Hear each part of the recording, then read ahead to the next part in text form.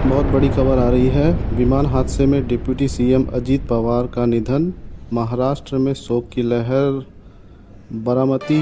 महाराष्ट्र के उप मंत्री और एनसीपी के प्रमुख अजीत पवार बुधवार को सुबह 28 जनवरी 2026 को बारामती हवाई अड्डे के पास एक चार्टर विमान दुर्घटना में दुखद निधन हो गया।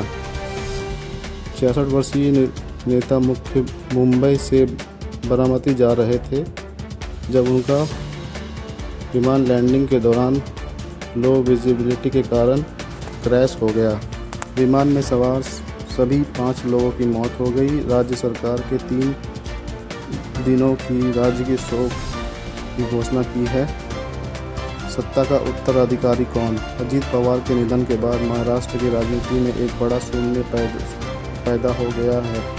सत्ता और पार्टी की कमान संभालने के लिए इन नामों पर चर्चा तेज है। पहला नाम सुनेत्रा पवार, जो अजीत पवार की पत्नी हैं।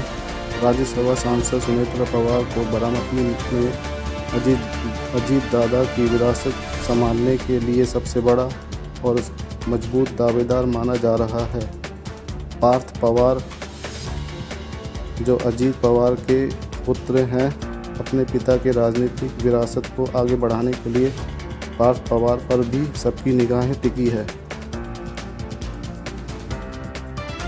सुप्रिया सूले, इस संकट की घड़ी में शरद पवार की बेटी सुप्रिया सूले की भूमिका अहम होगी। राजनीतिक गलियारों में चर्चा है कि क्या अब पवार परिवार फिर से एक होगा।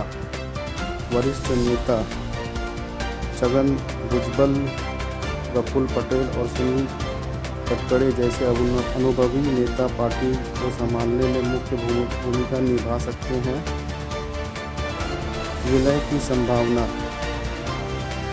विशेषज्ञ मान रहे हैं कि अजीत पवार गुट का वापस शरद पवार के नेतृत्व वाली में घर वापसी हो सकता है ताकि परिवार की राजनीतिक शक्ति बनी रहे।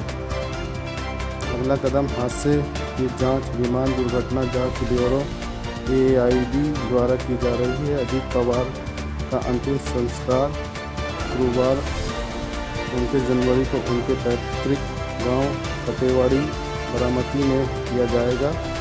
क्या आप अंतिम संस्कार के समय और जांच रिपोर्ट के बारे में और जानकारी चाहते हैं तो वीडियो को लाइक कर लें और सब्सक्राइब कर लें।